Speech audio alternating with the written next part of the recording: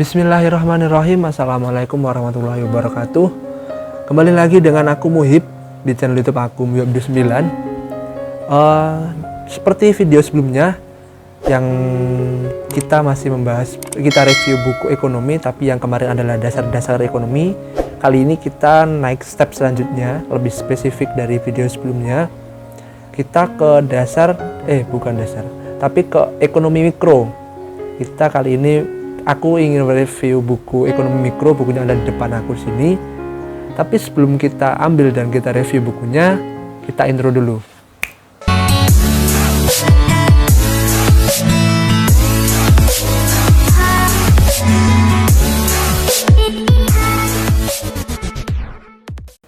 Oke, nah bukunya ini adalah buku dari Pak Budiono yang pada saat ini tahun 2021 ini beliau sudah menjadi wakil presiden, mantan wakil presiden ketika saat itu menjabat tahun 9 sampai 2014 di masa Bapak Susilo Bambang Yudhoyono.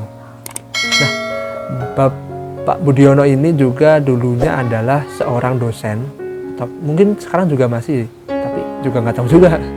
Yang aku tahu hanya bukunya yang pada saat itu dosen di Fakultas Ekonomi dan Bisnis di Universitas Gadjah Mada di Yogyakarta. Nah, kita ambil bukunya dan kita review mulai dari cover bukunya. Tapi sebelum kita review cover bukunya, entah kenapa kemarin ketika aku baca buku ini tiba-tiba copot dari bukunya dari covernya. Saya rasa kemarin aku tidak melakukan kesalahan berat lah untuk merawat buku ini, karena insya Allah lah merawat dengan baik. Dan mungkin ya dari apa yang terjadi ini kayaknya kesalahan deh dari pencetaknya, ya ini BPFE Yogyakarta kalau nggak salah, ini pencetaknya ini. Nanti kita review lagi lah selanjutnya. Inilah. Mungkin teman-teman yang tahu lem apa, yang bisa merekatkan lagi bisa tulis di kolom komentar ya, bisa ngebantu aku. Oke, kita kembali ke cover bukunya. Ini warna dasarnya coklat agak ke hitam-hitaman itu. Terus ada gambar pasar, ataupun juga ini gambar pasar fisik ya, di pasar. Sebagian bawah ada gambar putih, ini pencetaknya. Terus di bagian samping ada penulis Pak Budiono, judul buku Ekonomi Mikro, dan penerbitnya BPFE. Di bagian depan sini ada seri sinopsis pengantar ilmu ekonomi ke-1. Di bagian belakang ada bukan sinopsis bukunya, tapi profil dari Pak Budiono. Pernah menjadi apa ini? Bentar. Ya, dosen, terus jabatan pernah diemban menteri, terus jadi wakil presiden, gubernur Bank Indonesia juga. Ya, teman-teman yang belum tahu bisa searching lah, tapi saya rasa banyak yang tahu lah siapa Pak Budiono. Nah, kita kesampingkan ini kesalahan copot atau lepas dari cover bukunya. Kita next ke isi bukunya, tapi cukup mengganggu sih sebenarnya. Nah, untuk bukunya seri sinopsis pengantar ilmu ekonomi 1, ekonomi mikro, edisi kedua, cetakan ke-33 Desember 2018. Berarti cukup laris lah untuk cetakan buku ini. 33 dari Pak Budiono. Oke. Di sampingnya ada pengantar edisi kedua, pengantar edisi pertama, dan daftar isi dari buku ini. Oke. Dan untuk harga bukunya, kemarin aku beli 48.000 di toko apa ya kemarin, di Shopee bawahnya, nanti aku tulis di sini lah toko bukunya. Siapa tahu bisa teman-teman searching terus beli di sana juga. Untuk isi dari buku ini, buku ekonomi mikro dari Pak Budiono, kita taruh seperti ini biar teman-teman lihat, dan juga karena covernya copot jadi kita pegang seperti ini biar lebih aman. Nah, dalam judul bukunya sudah kita ketahui ekonomi mikro berarti kita ngomongin ekonomi secara lingkupnya lebih kecil dari ekonomi makro. Biasanya kalau ekonomi makro itu penjabarannya lebih luas tentang negara, sistem negara, kebijakan-kebijakan negara. Nah, itu adalah ekonomi makro, tapi ekonomi mikro itu lingkupnya lebih kecil. Jadi kita berbicara tentang perusahaan, perekonomian perusahaan, ekonomi pasar seperti apa, itu adalah ekonomi mikro. Lingkupnya lebih kecil lah, seperti itu. Tapi tetap dalam ekonomi itu di mana tempatnya, sistemnya tetap hukumnya adalah hukum permintaan dan penawaran. Penawaran dari produsen dan juga permintaan dari pasar ataupun juga konsumen.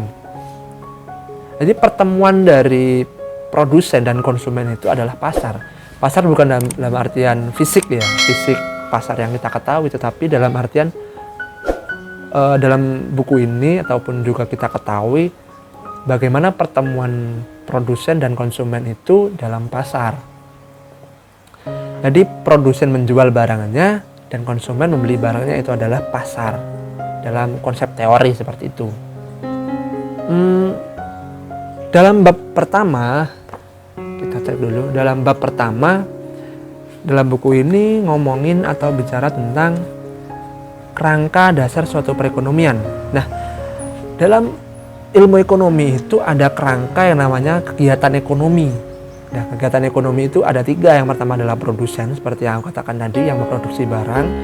Terus konsumen ataupun orang yang mengkonsumsi produk-produk dari produsen, dan juga ketiga adalah yang mendistribusikan ataupun juga pertukaran. Dalam pendistribusian ini ada banyak macamnya, ada agen, ada toko dan seterusnya. Nah, dari kegiatan ekonomi tersebut, selanjutnya ada penggerak dari kegiatan ekonomi tersebut. Yang kita ketahui dan dijelaskan di buku ini adalah kebutuhan manusia itu sendiri.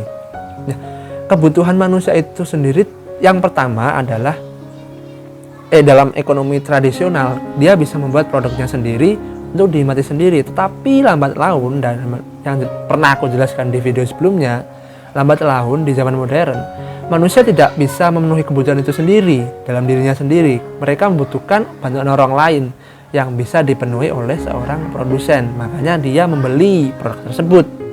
Itu adalah penggerak kegiatan ekonomi dari manusia itu sendiri. Nah, di bab kedua, di bab selanjutnya, ini berbicara tentang pokok-pokok permasalahan dalam setiap perekonomian dan peranan mekanisme harga. Nah, ada 3 masalah pokok juga dalam ekonomi. Yang pertama adalah apa, bagaimana, dan untuk siapa. Nah, apa yang harus diproduksi dari produsen, dan bagaimana sumber-sumber ekonomi dari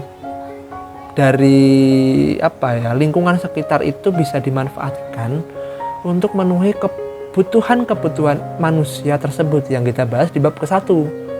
Nah, next kita berbicara tentang untuk siapa. Jadi bagaimana dan untuk siapa. Nah, untuk siapa ini produsen mempasarkan produk tersebut. Nah, misal ada buku di sini ya, buku. Apa yang membuat produsen membuat buku ini untuk kebutuhan manusia, dan bagaimana caranya dengan memaksimalkan potensi mulai dari bahan baku dan orang yang diperlukan untuk memproduksi barang ini. Setelah diproduksi, barang ini untuk siapa? Misal ini untuk aku, untuk dunia perkuliahan. Jadi untuk siapa barang tersebut diproduksi? Jadi sudah jelas gitu loh. Untuk apa, bagaimana, terus untuk siapa buku yang diproduksi. Seperti itu kurang lebih penjelasannya. Nah, next kita berbicara tentang peranan mekanisme harga. Dalam buku ini masih di bab 2. Nah, di peranan mekanisme harga ini ataupun mekanisme pertemuan dari konsumen dan produsen yang biasanya kita ketahui dengan pasar. Nah, ini adalah bagaimana cara menyelesaikan apa, bagaimana, dan untuk siapa. Yang pertama adalah penawaran. Produsen menawarkan sepatu, terus pakaian, perumahan untuk dikonsumsi oleh konsumen dengan membeli produk tersebut, dipertemukan dalam harga barang hasil produksi. Tapi juga perusahaan atau produsen itu juga memerlukan ataupun juga hukum permintaannya tentang membutuhkan tenaga kerja, membutuhkan tanah sewa dari pemiliknya, terus ada modalnya juga. Nah, dari tenaga kerja dan tanah sewa ini didapat dari penjualan ataupun dari rumah tangga ataupun konsumen. Mereka membeli, produsen membeli dari situ. Maka kita kata adalah pasar untuk faktor-faktor produksi. Dan di sana adalah rumah tangga ataupun konsumen menjual ataupun menawarkan tenaganya tersebut. Ya kurang lebih seperti itulah. Nanti teman-teman yang belum paham bisa searching di Google. Tapi ya aku hanya menjelaskan apa yang ada di buku ini seperti itu, menurut sepahamanku. Oke. Dan apalagi ya,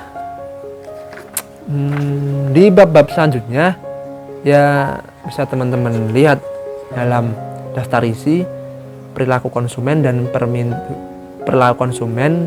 permintaan pasar. Oke, di bab selanjutnya ataupun bab 2 seterusnya sampai sekitaran 11 ini berbicara tentang hukum permintaan dan penawaran ataupun supply and demand. Nah, selain itu juga ada penjelasan tentang pasar, mekanisme harga pasar yang juga sudah aku terangkan sedikit banyak di video sebelumnya tentang dasar-dasar ekonomi, dan saya rasa tidak perlu diulangi di sini di video ini. Dan juga di sana menjelaskan tentang jenis-jenis pasar, mulai dari pasar persaingan sempurna, pasar monopoli, oligopoli, monopolistik, ataupun juga pasar persaingan tidak sempurna. Ada juga penjelasan tentang pasar oligopsoni dan juga monopsoni. Seperti itu. Nah, di bab terakhir ataupun bab 12 berbicara tentang koperasi. Nah, sebenarnya koperasi itu banyak jenisnya, tapi di video ini ataupun di buku ini berbicara tentang pasar produsen. Penulis berusaha meneliti dari segi koperasi, bagaimana koperasi itu bisa tumbuh dan berkembang dalam lingkup pasar yang seperti apa.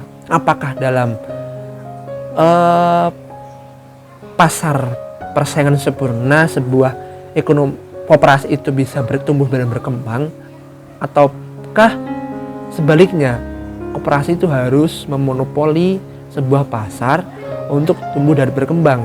Nah, yang aku tangkap di sini dalam pasar persaingan sempurna hampir susah ataupun juga sulitlah untuk koperasi ini tumbuh dan berkembang, karena mereka harus bersaing dengan produsen-produsen yang lain. Jika tidak mampu bersaing, pasti mereka akan tersingkir.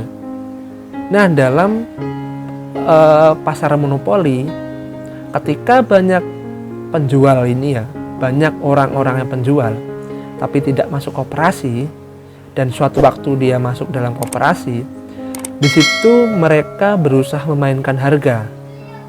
Nah, ketika memainkan harga, ternyata adalah salah satu anggota juga main di belakangnya, itu akan merusak pasar monopoli.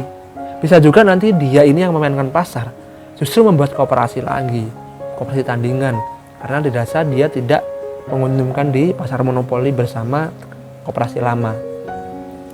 Ya, kurang lebih seperti itu.